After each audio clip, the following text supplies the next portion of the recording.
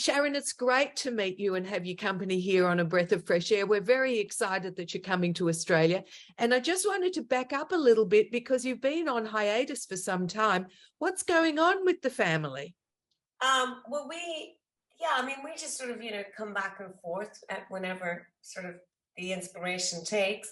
I've been, I've done 3 solo albums. So I released my last solo album, the Fool and the Scorpion, last year, and I've been touring and promoting that, which has been a lot of fun.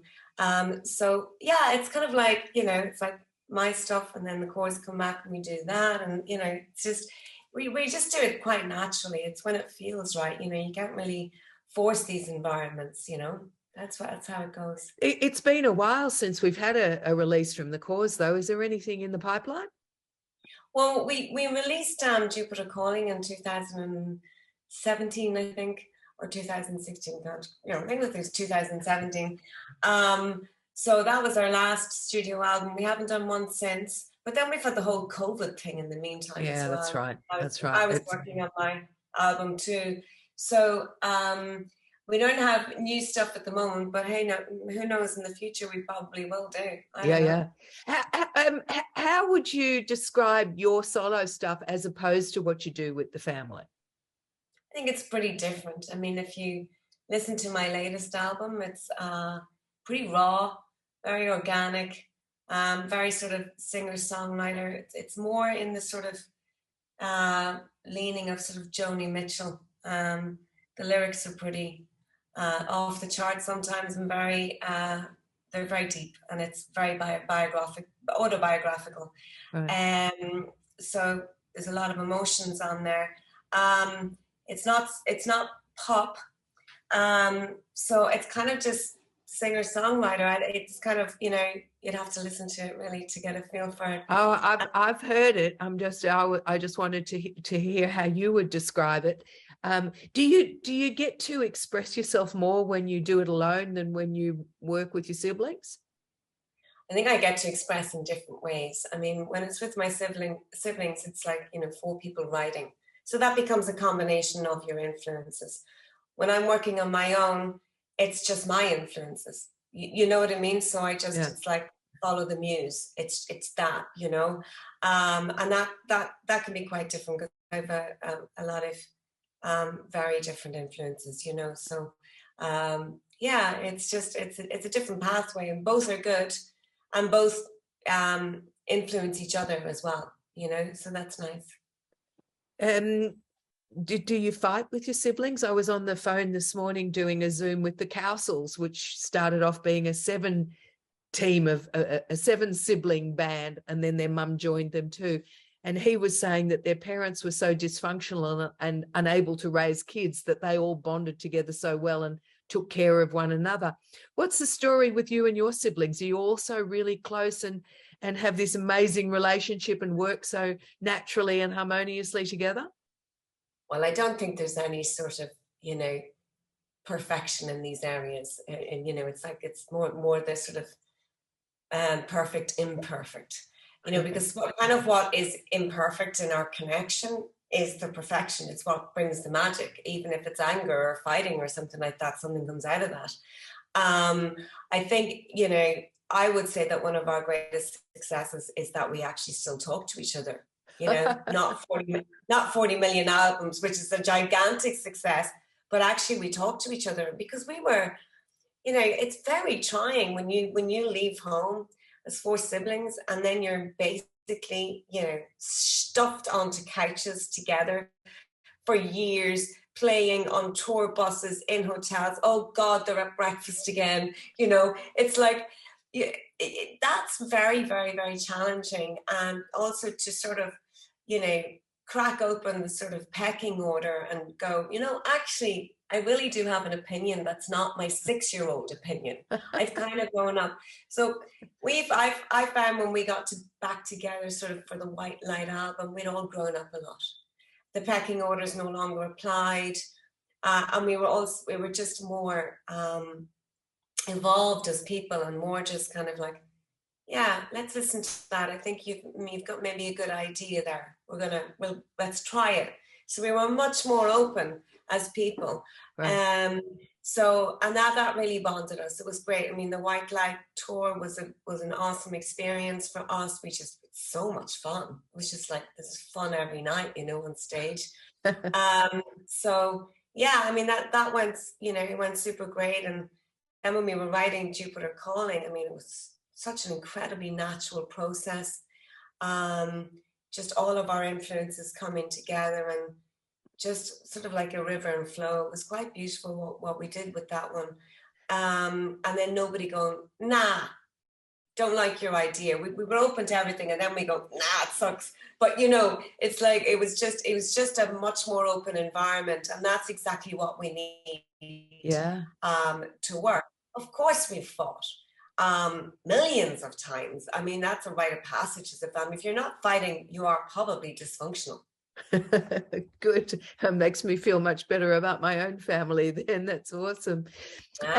Sharon Corr, when did you realize the first time that you had something really unique with your siblings, that you were making magical music? When did that, I mean, apart from when you started to become successful, was there a time that you can actually remember when you go, gosh, we're actually good? I don't think, you know, I never really looked at it that way, like, oh, we're good. I mean, I suppose sort of brought up in Catholic Ireland, you didn't get ahead of yourself. You didn't get sort of, I'm fabulous type of thing. You'd be shot down. You'd be shot down in seconds.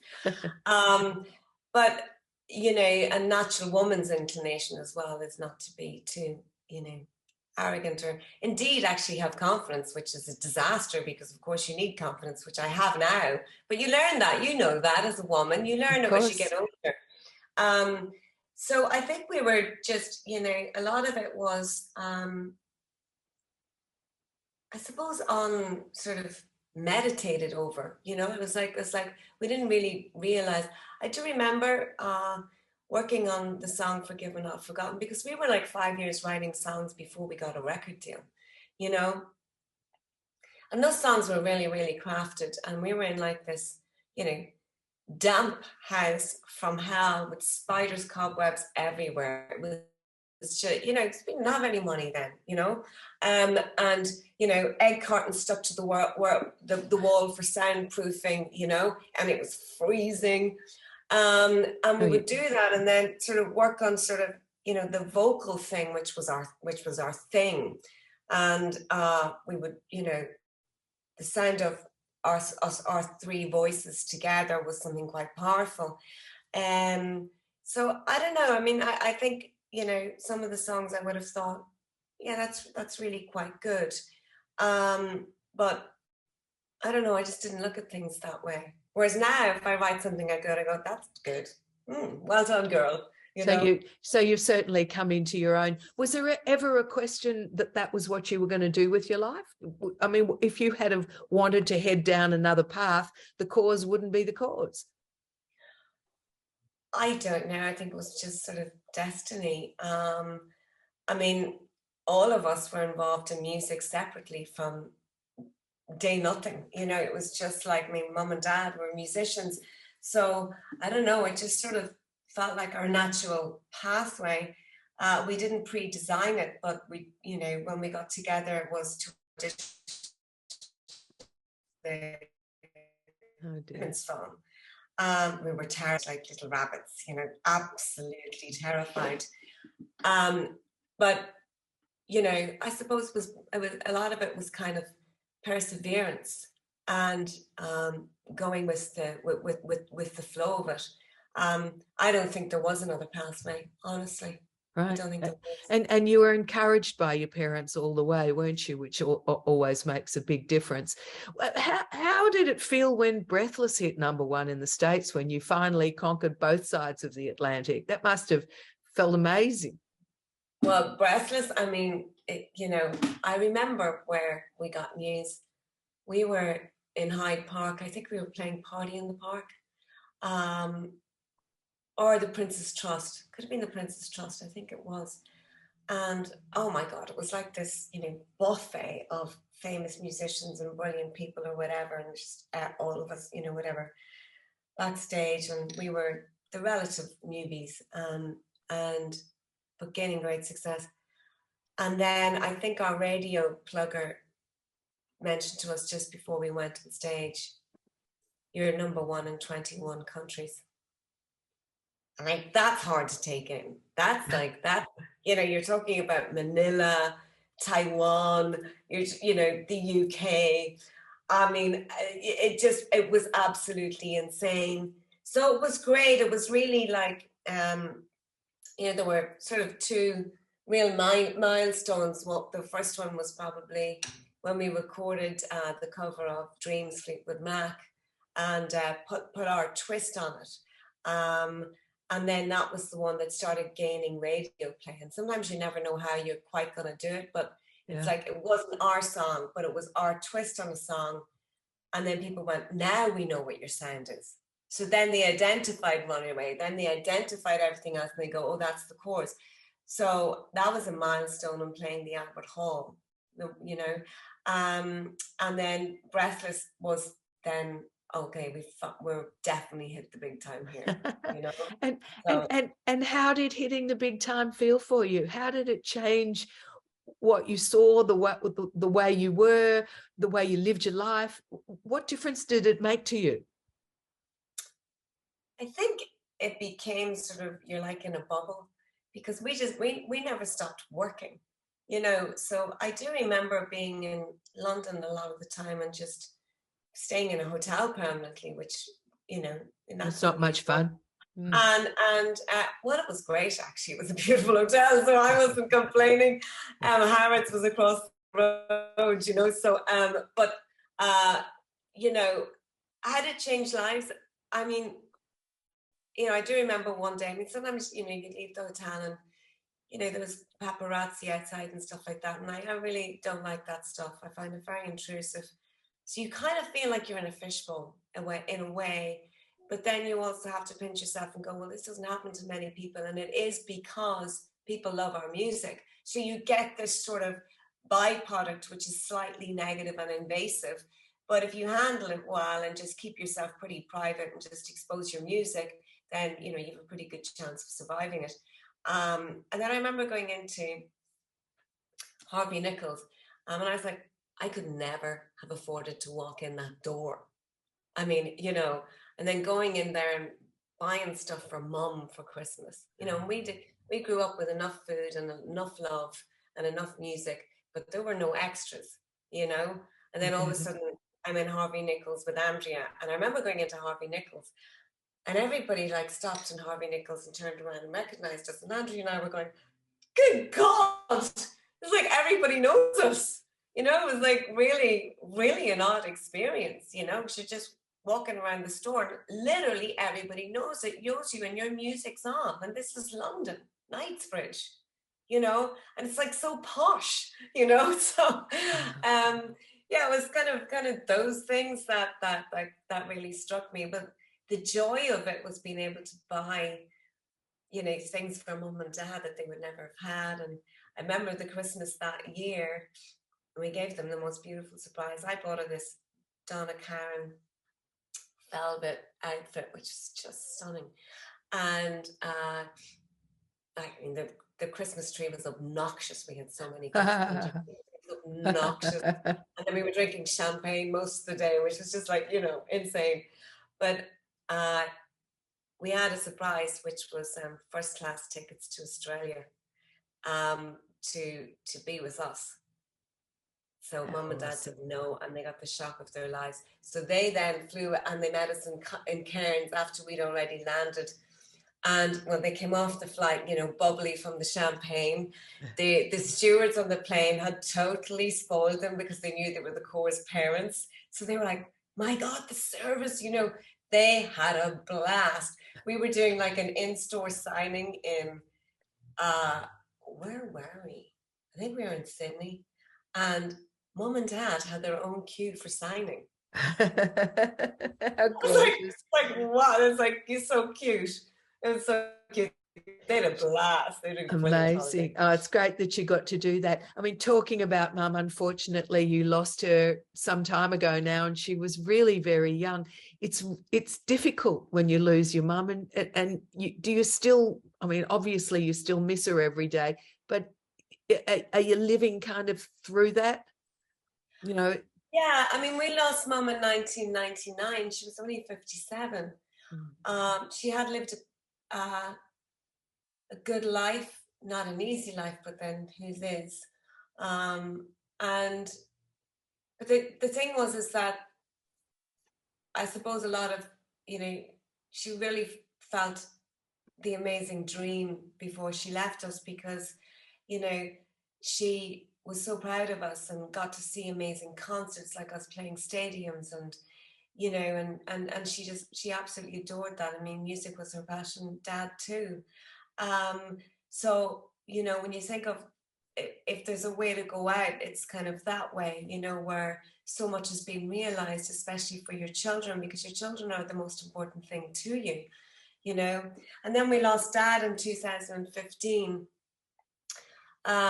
which was awful, but at the same time, I don't really feel, okay, so I can't get her on the phone and talk to her for an hour and have a glass of wine and be silly, but I do feel that she's with me every day. I mean, she's in my DNA. She's in the DNA of my kids. So it's kind of like part of me is mum, part of me is dad.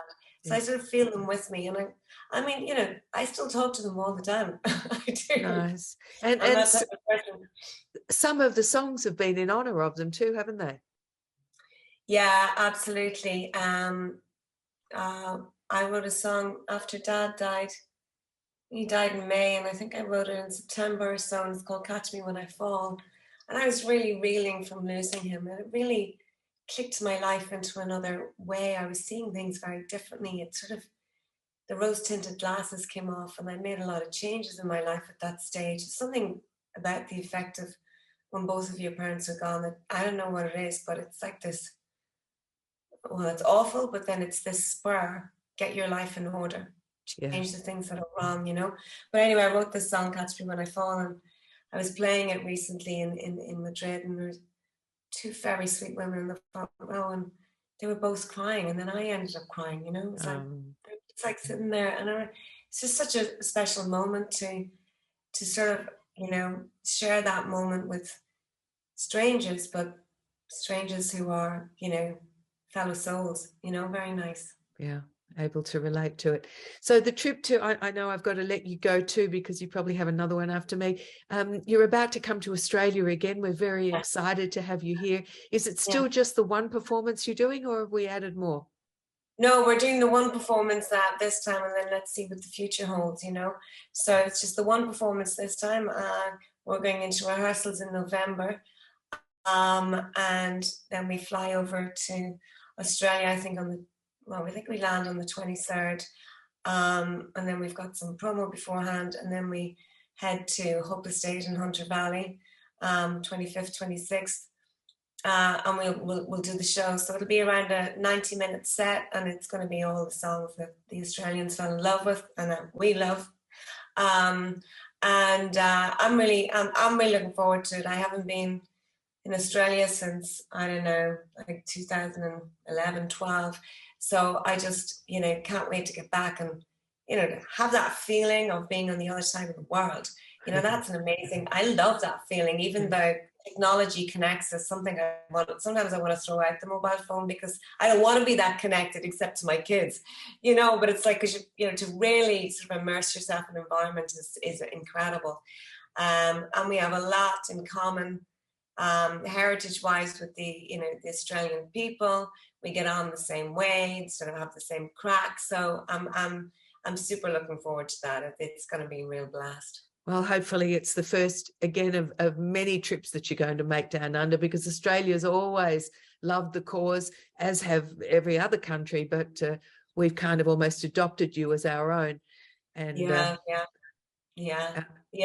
it's going to be great. And which, if you had to choose one song that's your absolute favourite from all of your back catalogue, which one would it be? Which should we go out on now?